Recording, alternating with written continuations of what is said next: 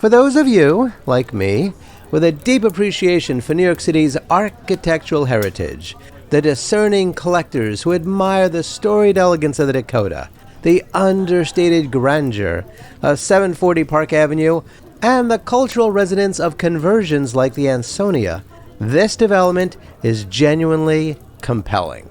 You see, for the first time in its 124-year history, as of the time of this recording anyway, the iconic Flatiron Building at 175 Fifth Avenue is transitioning into a private residential enclave. I'm allowed to say transitioning, right? I mean, it's becoming condos. What other word would I use? Welcome along, fellow time travelers. This time around, I'm going to tell you some awesome news about the new condos in the legendary Flatiron Building in New York City. So bring along a scone and any beverage of your choice, and join me at my table here at the Strange History Cafe. Now, as many of you know, I used to work for a book publisher in the Flatiron Building after I graduated college. I was 22 years old, and it was the last real job I ever had, because the lady who was my boss was so freaking bitchy that I simply vowed to never have a boss ever again. Have you ever done anything like that? Seriously, she was a horrible person. Also, the elevators were so slow that it literally took half my lunch hour to go up and down them. I think I told you that story before. I went downstairs once and it was raining and I forgot my umbrella, and I realized that if I went up to get my umbrella and then came back down, I would barely have time to go for lunch. So I actually walked in the rain rather than go up and down those horrible elevators. But thankfully, those days are far behind all of us now. So here's the good news. As of January 2026, which is when I'm recording this, the initial luxury condominiums are now publicly available for purchase, marking a pivotal and eagerly anticipated chapter in the building's evolution. This rare opportunity to reside within one of Manhattan's most photographed and symbolically significant structures combines timeless Beaux-Arts design with contemporary sophistication, offering a level of historical immersion that few addresses can match. The building was designed by Daniel Burnham and completed in 1902 for the Fuller Company. The Flatiron was an engineering and aesthetic triumph from the outset. Its striking triangular form, dictated by the sharp intersection of Fifth Avenue, Broadway, and 23rd Street, allowed it to briefly claim the title of New York's tallest building at 285 feet. Pretty incredible, right? The steel frame construction, clad in limestone and richly ornamented terracotta, embodied the optimism of the early skyscraper era. Its dramatic prow slicing through the Flatiron district, framed against Madison Square Park, quickly became one of the city's most enduring visual icons, celebrated by photographers and artists and urban observers alike, and probably even you. I mean, it's a pretty cool building. Over the ensuing decades, the building thrived as a commercial hub, accommodating publishers, like the one I used to work at, architects, and diverse enterprises drawn to its prestige and, gotta admit, prime location. Yet, like many early 20th century office towers, it eventually faced challenges from aging systems and evolving market dynamics.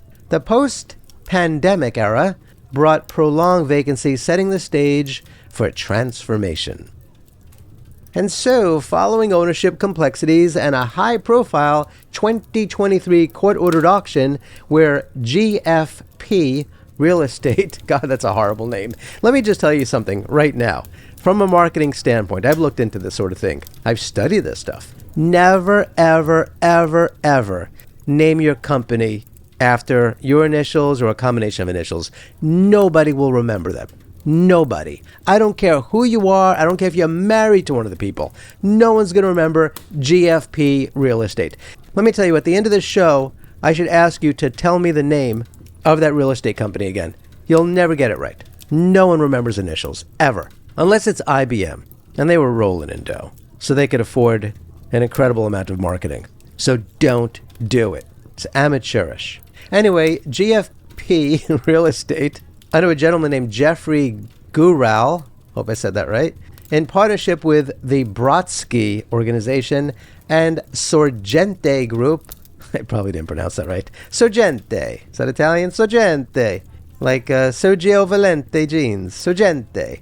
All right, so the Brodsky Organization and Sorgente Group acquired the property for $161 million. The decision was made to convert the landmark building into 38 ultra-luxury residences. Guided by Studio Sofield on interiors and, here we go again, you ready? SLCE Architects. What the hell is wrong with these people? I mean, listen, they're architects, so obviously they're pretty bright, okay? They're not stupid, but clearly not creative. Who'd you hire? Oh, I love that building. Who'd you work with? SLCE Architects? Oh, really? Oh, I heard they were good. SLCE. Listen, you guys, I know you'll probably watch this video. Come on. SLCE? That's the best you could do? Do yourself a favor. Bring on a partner whose initial is I. So at least it could be Slice Architects. That would be cool, right? Slice. And then you could use like a pizza slice or an apple slice, something as your logo. SLCE.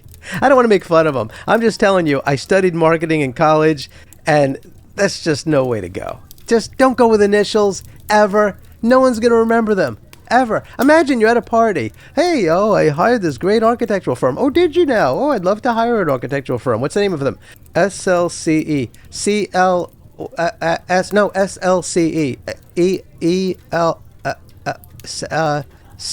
What is it? SLCE. No one's going to remember it. All right, anyway, terrible name. The project preserves the historic facade while introducing modern residential standards. Listen here. Look, this is a different type of show you're listening to. YouTube has been beating the hell out of people like me lately with copyright claims and copyright strikes and demonetizations. It's impossible to know what you can show anymore. So we're just going to hang out here in this cafe and I'm going to talk. Alrighty? And I don't know what to tell you. At least you know it's me. At least you know it's a real human being. At least you know if you stab me, I'll bleed. God, you know what? I can't even say that. I can't even say that because YouTube has bots that's going to read the script and they're going to hear that, and then I'm going to get flagged for, encouraging violence against myself, or I'll probably get an email. Your fans, your audience is concerned about your health. This is so stupid. This is so stupid. You can't even talk anymore. All right, look. And you know what the worst part is? Hardly anybody's going to see this because the algorithm doesn't push my videos anymore. I used to get hundreds of thousands of views. I used to get tens of thousands of views. I'll be lucky if 150 people even watch this because it's the world we're living in.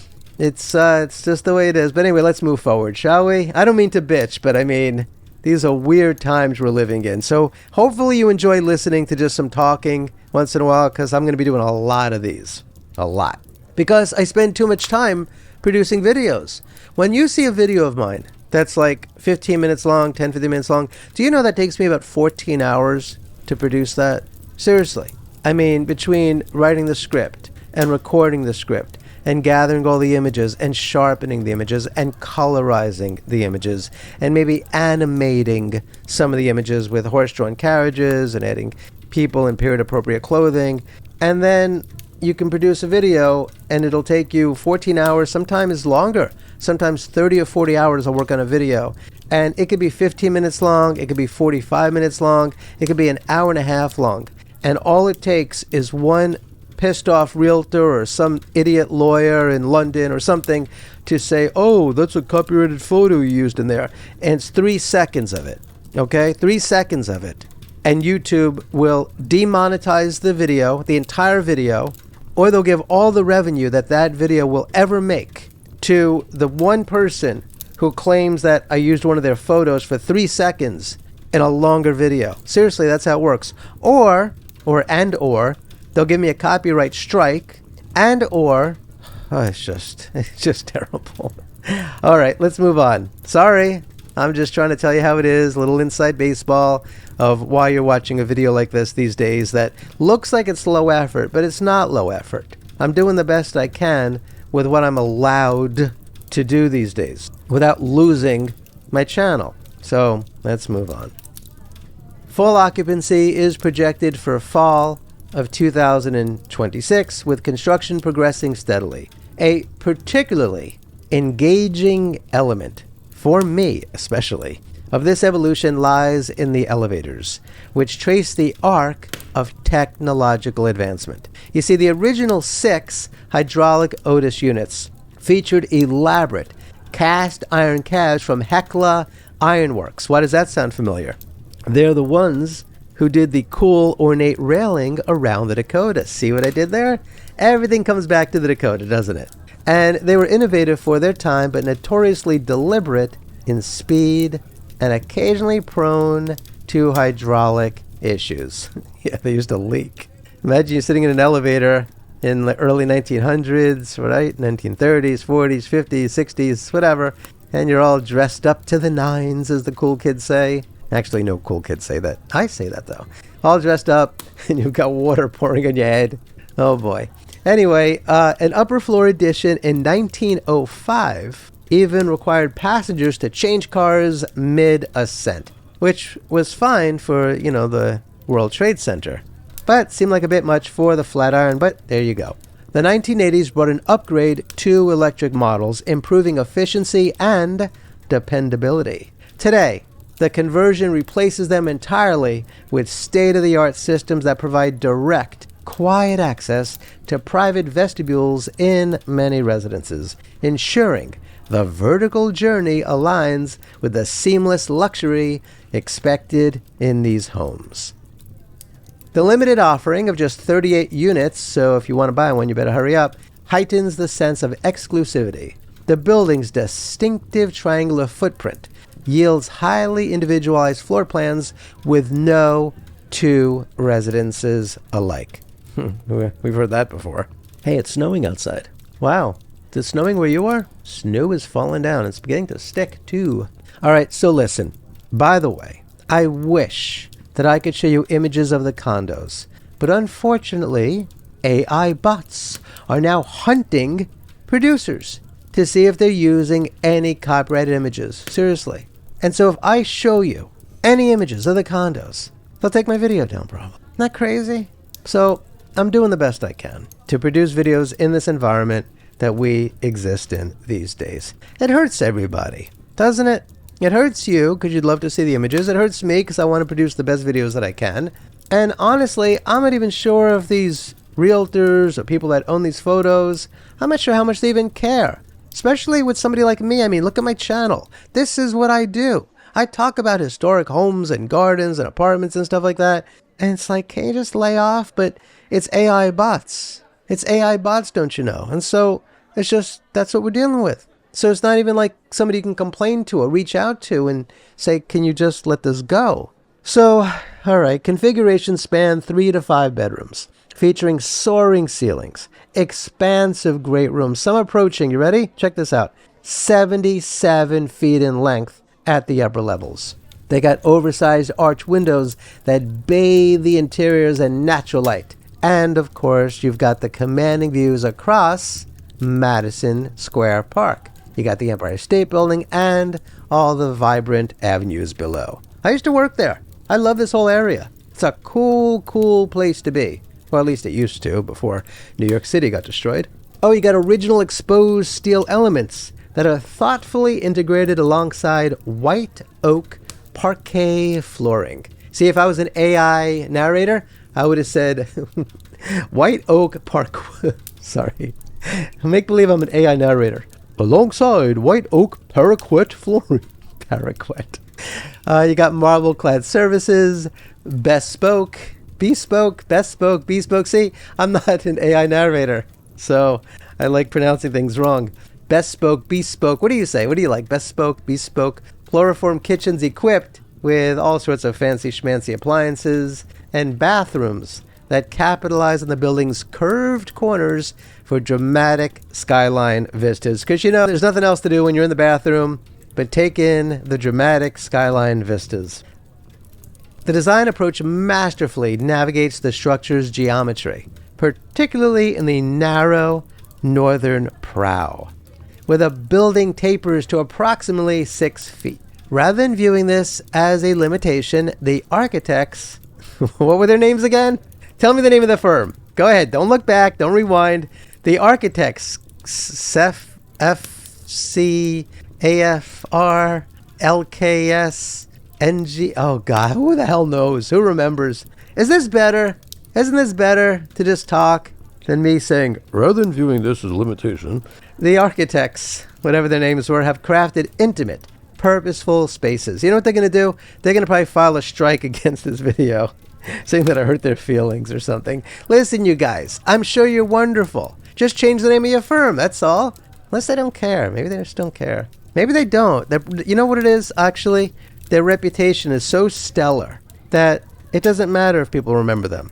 I mean, people will know, if you know, you know, right? So it's probably like that. You don't really need to know. It's not like they're marketing to like some housewives in Kentucky that's like, oh, I'm looking to hire them. Like I was joking around earlier. The people that need to know who they are already know who they are. Anyway, they've crafted intimate, purposeful spaces, wedge-shaped alcoves ideal for quiet contemplation. Do you have any places in your home, tell me the truth, that are ideal for quiet contemplation? Let me ask you a question. I'm recording this in January of 2026. Is there a person on earth that engages in quiet contemplation anymore? I think those days are over. You're probably watching this while you're in the bathroom, on your phone, right? You can't even leave your phone outside for 5 minutes. You're brushing your teeth. You're listening to this while you're brushing your teeth, aren't you? Yeah, you are. Just don't do it while you're blow drying your hair, because then you won't hear me, especially when I talk really low like that. Alrighty, so quiet contemplation or libraries. Ooh, libraries are good. That's a good space for libraries. Custom curved glazing to optimize light and perspective, and tailored cabinetry that follows the wall's elegant slant. These features evoke the refined intimacy of a private vessel navigating the cityscape. Isn't that a nice sentence? Don't tell me that's not a nice sentence. I'm going to say that again. It's a lot of effort to put this together, It's not like I have ChatGPT writing my scripts. These features evoke the refined intimacy of a private vessel navigating the cityscape, while wider sections accommodate flowing layouts with angular built-ins and curved accents that echo the facade's iconic profile, turning architectural idiosyncrasy into, in my opinion, and probably yours, distinctive charm. Alrighty, let's talk about the pricing, shall we? Because they reflect the unparalleled prestige. 3-bedroom residences begin around $11 million. But hey, we're talking about 3,000 to 3,100 square feet. So you gotta admit, that's worth it. Then you got the 4-bedroom units. They range from $16 million, such as the south-facing Unit 11 South at 3,800 square feet with multiple exposures. And then you're heading all the way up to $18.9 million, as of the time of this recording, for the north-facing Unit 6 at roughly 4,600 square feet. And you got some select others in contract at $19.5 million and above.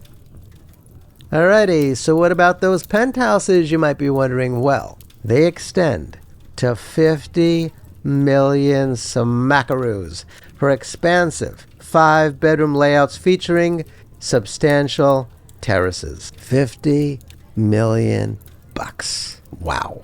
Listen, if you live in the Flatiron and I'm still alive, invite me over. I'll even bring the tea and scones. So the anticipated total sellout surpasses 380 million bucks, enhanced by amenities including a 60-foot lap pool, hot and cold plunges, a fitness center, sports simulator, a piano lounge, billiards room, and dedicated storage and wine cellars. The prospective residents are indeed a select group, ultra high net worth individuals.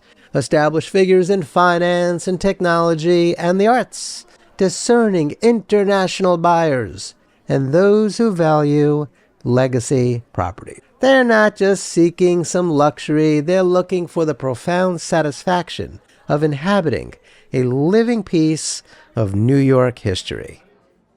Much like residents of the Dakota who embrace their building's storied aura, owners here will enjoy the quiet thrill of daily life within an enduring landmark. In a city defined by perpetual reinvention, the Flatiron shift to residential use is both poetic and exhilarating. It's a testament to how New York's most cherished icons continue to evolve while retaining their essential character. And so for enthusiasts like me, and probably you if you're still watching, of this city's real estate history, this is an extraordinary moment. And I'm happy to tell you about it in case you didn't know. So what do you think of the new Flatiron condos? If you're rolling in dough, would you live in a place like that? You know I would.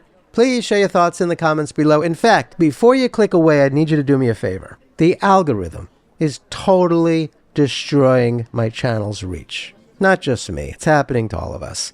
Can you do me a favor and leave any comment below? Seriously, any comment. I don't care what it is. What time is it when you're watching this? What color are the shoes you're wearing? And if you're not wearing shoes, what color are your socks? What's the name of your cat or dog? Or both? Tell me the name of both. Or if you used to have a cat or a dog, or if you want to get a cat or a dog. Are you friends with any gnomes? Listen, I know this is stupid. I know. But the algorithm promotes videos that have comments, no matter what the comments are. So, is it snowing where you are? Is it raining? Do you like cupcakes?